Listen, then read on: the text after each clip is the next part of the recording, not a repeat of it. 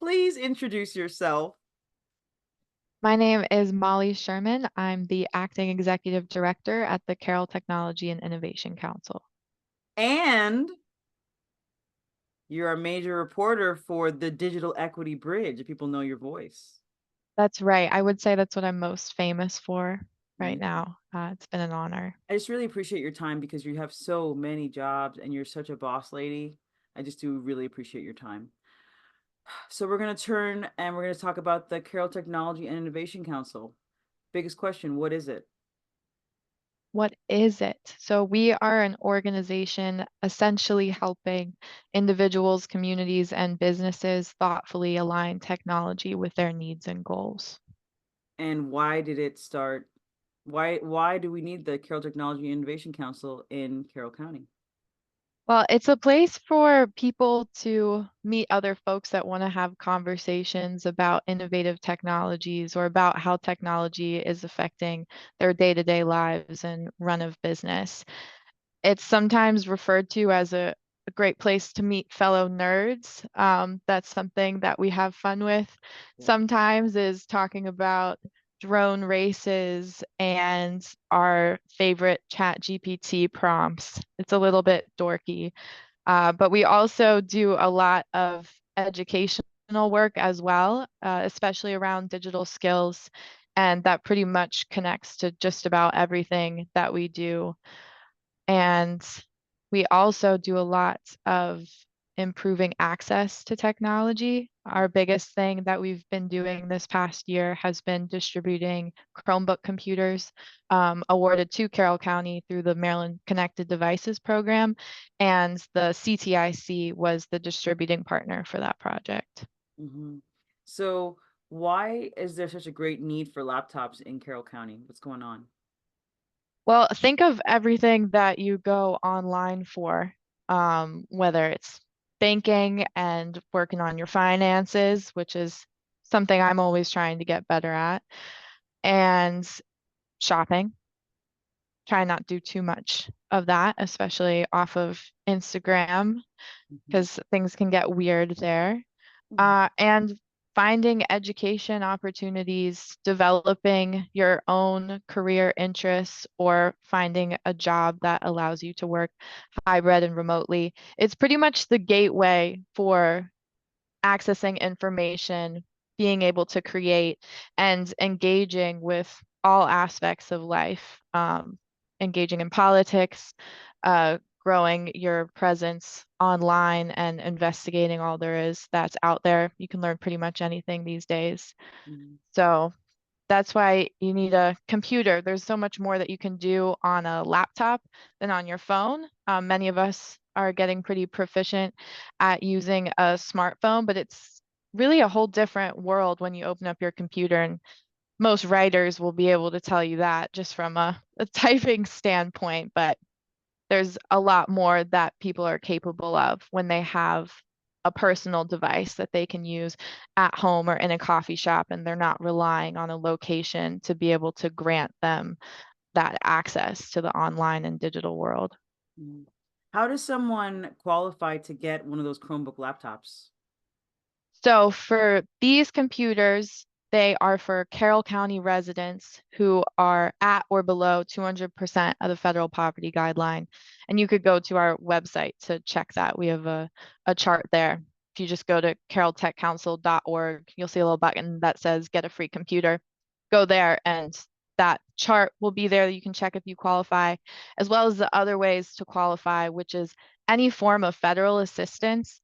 So if you have kids in the household and they receive free and reduced meals, that would qualify. Anyone in the household is on SNAP or Medicaid or receiving supplemental security income, they would also be able to qualify. And something to point out there, as I said, the household. So if there's one person who is receiving a federal benefit like that, it qualifies the whole household. And we are only giving one computer to each household through the rules of this grant. Hopefully, we're going to be having another program very soon that empowers small businesses or entrepreneurs to apply for a computer to use for those purposes, regardless of some of those other qualifying factors, although those might be considered in the application process. And then to also have computers for organizations doing work in digital skills. There's a lot of fellow nonprofits and government agencies that would like to be doing some of the work that we're doing because a lot of what they do lives online too, and they need to get their clients, patrons, patients, whoever, getting those resources as well. So we're hoping to be able to offer computers in that way very soon, separate from how that grant needs to be used in Carroll County. So a lot of the people that listen to us are also like nonprofit leaders or like business owners. So how can Mhm. they work with you with CTIC to get these laptops to their community members? Awesome question. So for this Chromebook computer grant, we'll need to be hosting events or giving these partners allotments of computers to hand out to whomever they're serving by the end of September. So that's when all the devices need to be given out. So now is a great time to get in touch so we can make sure that your organization has some computers or that we can create a opportunity for those you're serving to be able to come and get a laptop, um, to be in the loop of those future opportunities where someone might be able to apply for several computers for their organization. I would suggest getting involved in the Carroll Digital Equity Coalition. That's where the partners that we've created during the distribution of the Chromebooks. That's where we're working together on kind of the next steps to continue developing digital equity in Carroll County. And one of the pillars of that is having access to personal devices. And for the organization, having the ability to ingrain digital skills education in their standing service offerings. What is digital equity? Digital equity is essentially the capacity of a community to engage online and use digital tools towards their goals. So it's having access to devices, it's knowing how to use them, and it's also knowing why to use them and empowering individuals to be able to say for themselves when they want to use technology and when they want to put it away or say that this AI tool isn't for them and be able to choose something that's more human or offline. It's because the segment that you do for good stuff is called the Digital Equity Bridge. So why does there need to be a bridge for digital equity? Like why, what are some things that are lacking in our community when it comes to digital equity? What are we missing? We're missing we're missing having all of us share an ability to use tools that some of us know really well online. There's a handful of us that are using AI tools to become more productive at our jobs, to enhance our creative processes. And then there's another bunch of us who have never had a computer in the household. And this divide, as we refer to it, between what's accessible through online tools and who's able to access them consistently and on their terms is only going to grow more vast. It's exciting, and we want people to be able to explore the technological creations and innovations that are celebrating and could potentially be redefining how we engage with each other. And we really need everyone to be a part of that because if this is the direction we're moving in, where we have technology that is supposedly representative of all the data that we exchange between each other and with ourselves when we're creating and writing online, we need everyone to be a part of that.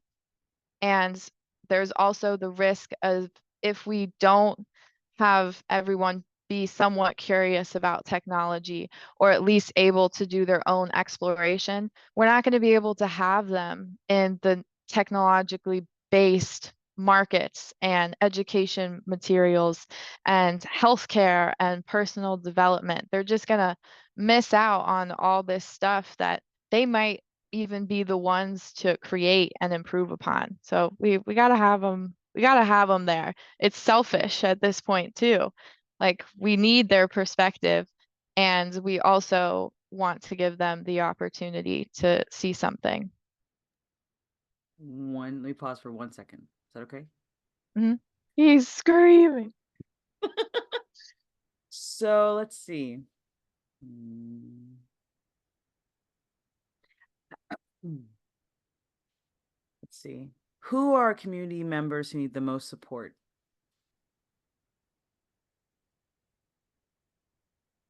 I would say broadly, it's people who think that technology isn't for them.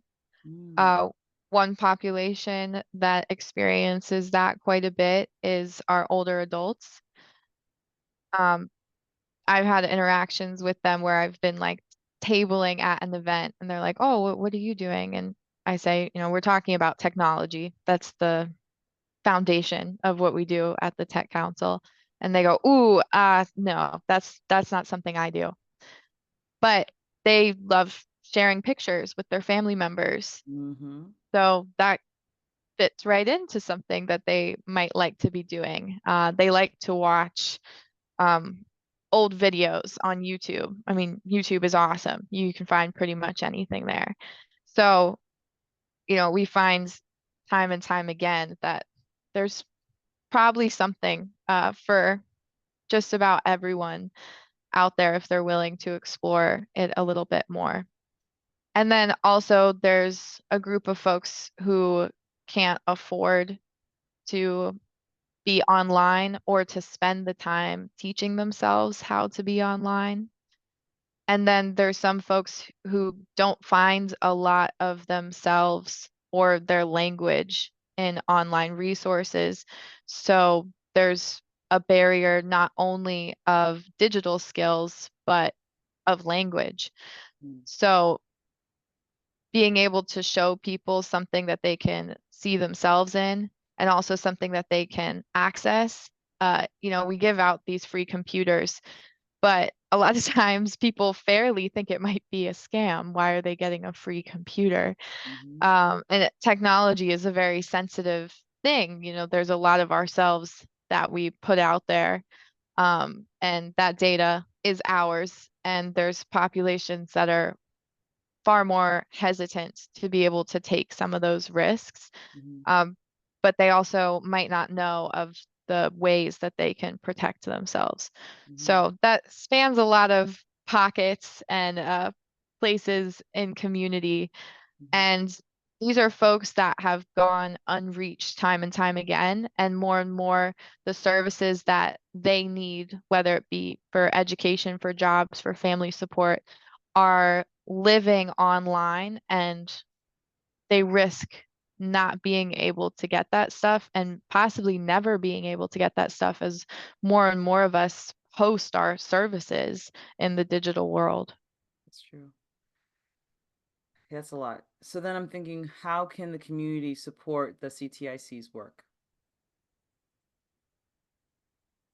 By getting involved with the Carroll Digital Equity Coalition, you can help us better assess the need in the county and take the correct actions to create resources that are proportional to the need and reflective of the communities that you're working with. So for us, that has meant creating a resource that supplements something that already might live on your website, like how to use ChatGPT to make the most of the food that you have in your fridge is Mm-hmm, something that we've worked with Human Services on adding to their food pantry site mm-hmm, so that people can make the most of whatever they have. So that's like a way to integrate technology. We've also done a workshop with a veterans group to talk about how to use ChatGPT to prepare for a job interview and to continue learning foundational digital skills.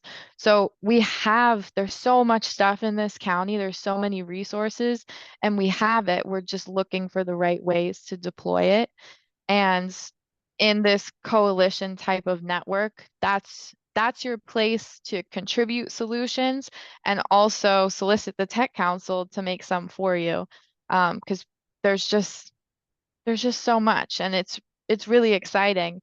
But I think in order for us to continue to grow our impact, we're going to have to get really focused about reaching people that haven't been reached before. Mm. And there's no better way to do that than with the people that already work with them. You know, I always say we don't need people to know the tech council. That's not what we're here for. We'd love if every organization knew us and knew how to use us, and that we're something that can help them grow what they're already doing. That's brilliant. So if someone wants to learn more about the CTIC, where do they go? They can go to carrolltechcouncil.org. Or I also usually work in Genie Bird on Wednesdays if you want to say hi. What time on And Wednesdays? I usually just try and hang out there for like a good part of the middle of the day. Okay, that's good. So that's usually where I am. Good. We also have some standing offerings on Fridays. We're at the Carroll Nonprofit Center doing Chromebook computer distributions from 10 a.m. to 2.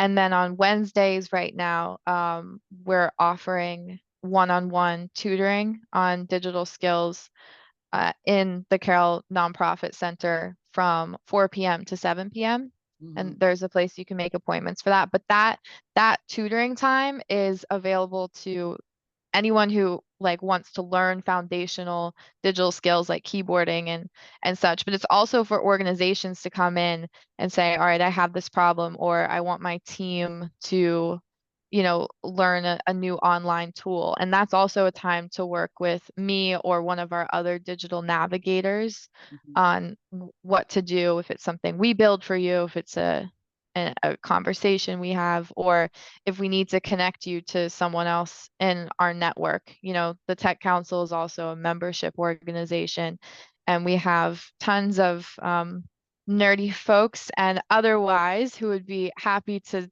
talk with you. And they're not just people in technology.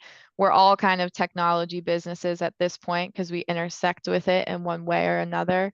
But we really have a great group here, and we're just trying to be a connector of communities online, organization to organization, whatever we can do. Hmm. Brilliant. If someone wants to talk to you specifically about like sponsorship or support or partnership, how do they contact you?